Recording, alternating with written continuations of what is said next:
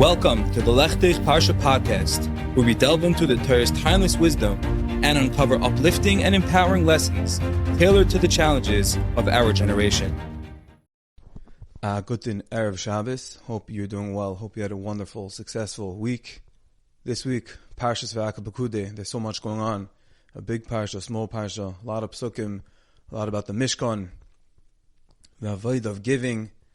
But one of the main questions, especially in the beginning of the parsha, is that the pasuk says in Perik Lamed Hey, pasuk Hey, the beginning of Parshas Vayakhel, Kechu me'idchem tuma l'Hashem. Take from yourself truma for Hashem, kol nediv liboy, yiviyah es trumas Hashem zav v'chesef u'nechoshes. The Yidden are being commanded to take from themselves a truma for the Mishkan, gold, silver, copper. Great. Everyone asks the following question, which is, the lashon of kechu means to take. But when you're giving tzedakah, when you're giving truma, you're not taking, you're giving. So the pasuk seemingly should have said, Tenu me'itchem. Give from yourselves. What's the pshat in this lashon of kechu me'itchem? A great, great question, which many of the Mefarshim deal with. This question is asked by none other, amongst many others, but the one I want to discuss today is the Aznaim L'Torah, the Lutzker Rav Zalman Sorotzkin. And to answer it, he tells over an amazing story. He said one time, Rav Chaim Brisker, the Rosh Yeshiva of Volozhin, and the yeshiva was going through a terribly difficult time with their finances, debt, and it was affecting everyone. The Rosh Yeshiva, the Bachrim, they couldn't be properly taken care of. They were all from poor families, and now that they literally had nothing in yeshiva, it was a really terrible situation. And of course, the burden of fundraising falls on every Rosh Yeshiva, every head of any institute. And even if it's Rav Chaim Brisker, it's going to fall on him as well, the great Rav Chaim Brisker. He had to take care of his Bachim, he had to take care of the yeshiva with no other choice. Rav Chaim, orangutan and deep in sugyas and giving shir and taking care of the Bachim, he had to pack everything up, he had to go and raise funds, raise some money for the yeshiva, get the yeshiva out of their financial crisis. So he reached the town of Minsk, and one of the gevirim of the city, Rav Baruch Zlotowitz, approached the Heilige Rav Chaim, and he told him, Rav Chaim, it's not Pekudei, it's not befitting of you, the great Rosh Yeshiva, to be going around door to door like a schlepping and asking, and to bizayin. It's not Kavod Torah. I'm going to take care of this tremendous responsibility, and I'm going to make sure that you have everything you need. And Rav Chaim, of course, was so thankful, so gracious, unbelievably honored, besides the fact that he was going to go and raise the money, but by the tremendous chashivas and kavod Torah. And so it was. Rav Baruch set up Rav Chaim in his house. He was comfortable. He had a desk, a chair, comfortable study. The accommodations were great. And Rav Chaim was able to sit with Yeshiva Das. He was regua. He had no tirdis. Unbelievable hashgacha, unbelievable siyata d'shmaya that Rav Chaim was seeing. And Rav Chaim was utterly excited and blissful. He was so excited to just be able to sit and not have this tremendous daiga of fundraising. And he was going to just sit and learn, and it was going to be great. And so it was. Rav Chaim was learning day in, day out, all day, orangutan and deep in the sugyas, immersed in Torah. And after about a week, Rav Chaim went to Rav Baruch, the host, and he said, "No, Rav Baruch, just checking in, what's going on, is everything okay, how are we doing?" And Rav Baruch said, "Actually, I have half the amount of the exorbitant amount that's needed for the yeshiva, but don't worry, I'm going to make sure to get the rest. Be rest assured, Rav Chaim. You have nothing to worry about. Go back to learning." And he gave him half the funds, and Rav Chaim put it away. And Rav Baruch went back on his way. He left the house, and over the next week, he went back and he was fundraising. And after a week, he came back, and Rav Baruch said excitedly to Rav Chaim, here you are. I have the other half of the tremendous amount of money that's needed for the yeshiva. And Rav Chaim, with a humongous smile, tremendous thanks and appreciation, the unbelievable hatava, the graciousness of Rav Baruch for his hospitality and his kindness and the way he took care of him. He thanked him so much, and Rav Chaim was back on his way to Volozhin. Rav Chaim got back to yeshiva, got back to Volozhin, and Baruch Hashem, he was able to pay off the tremendous debt, and now this burden has been released, it's been relinquished, and Rav Chaim was able to return with Yeshiva Das, with clarity, and the Bachim were happy, and besimcha. It was a great feeling. There was a great feeling of elation, of relaxation, and the Bachim were able to continue learning on the level they were with tremendous clarity, menucha, and it was truly incredible. A few weeks had passed, and it became apparent, Rav Chaim found out through the grapevine, that this whole thing, this whole fundraising that Rav Baruch was supposed to do wasn't as he expected. Rav Baruch didn't go fundraising. He actually gave all the money to the Volozhny Yeshiva out of his own pocket. Astonished, completely bewildered, Rav Chaim reached out to Rav Baruch and he said, Rav Baruch, he said, I don't understand. He said, I came to your house for 2 weeks. You accommodated me unbelievably. You gave me everything I need.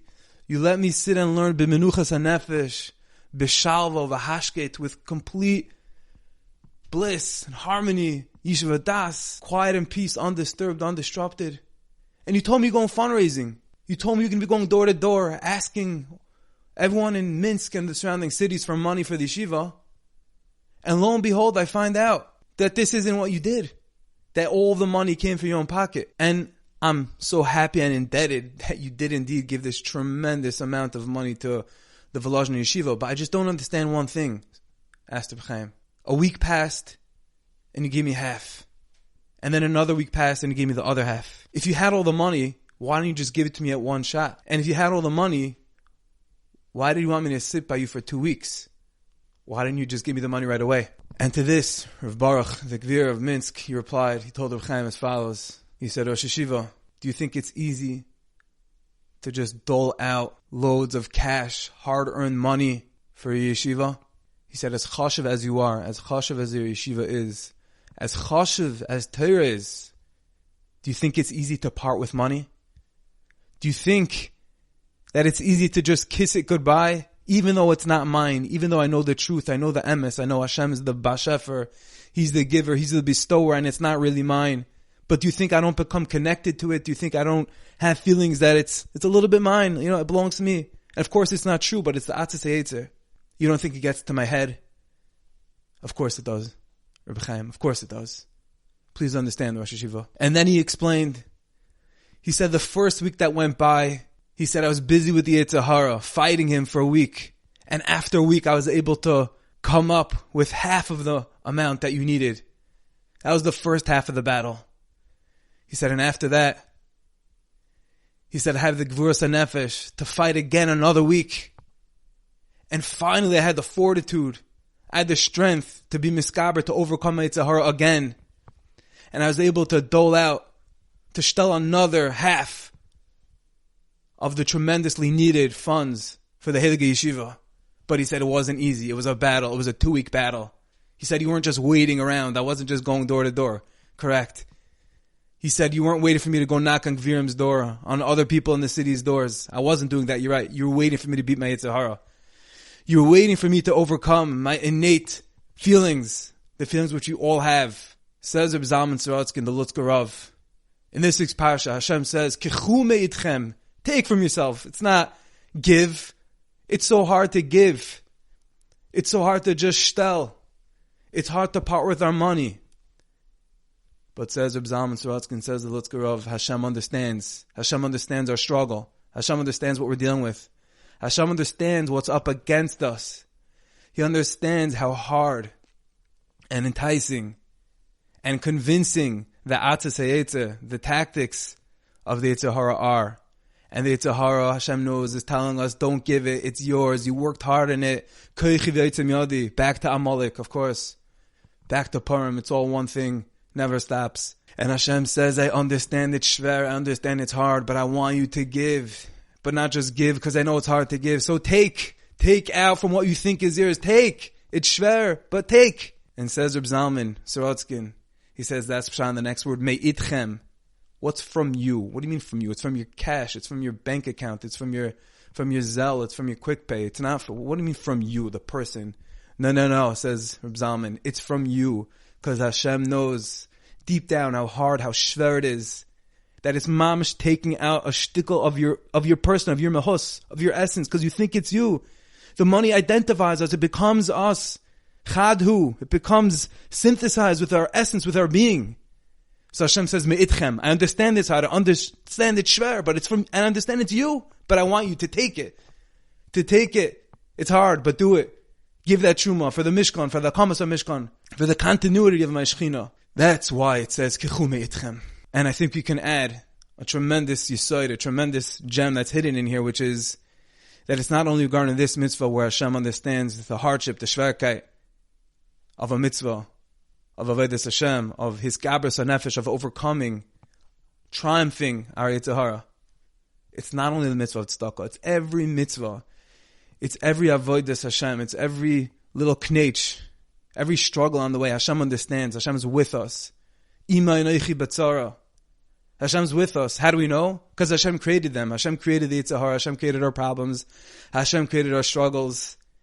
And we have to learn and extrapolate from this mitzvah of tzedakah, that it's not only in tzedakah that Hashem's with us. It's not only in the mitzvah of tzedakah where Hashem is empathetic and he realizes the kaishi, the hardship of giving. It's in every single mitzvah. And just like in Truma, in giving, the tzedakah, where Hashem says, Kichu me'itchem, take from yourselves.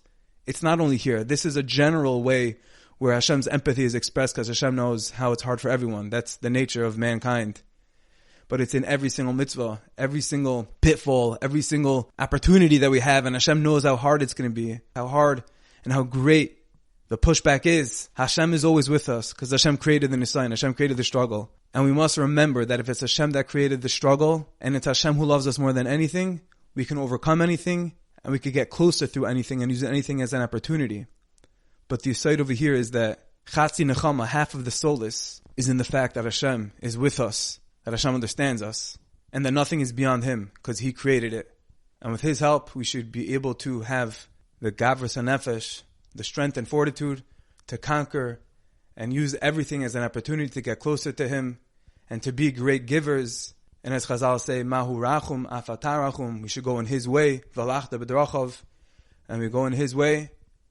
May it be an impetus for His tremendous rachmanas, for His tremendous kindness, and may we all merit to only see good things, Yeshuas v'nechamas, and hatzlacha b'chol derechenu, success in all of our ways and in all of our efforts. I thank you all for listening. I wish you a wonderful Shabbos. I thank each and every one of you for listening. I hope you enjoyed, and I wish you a wonderful Shabbos.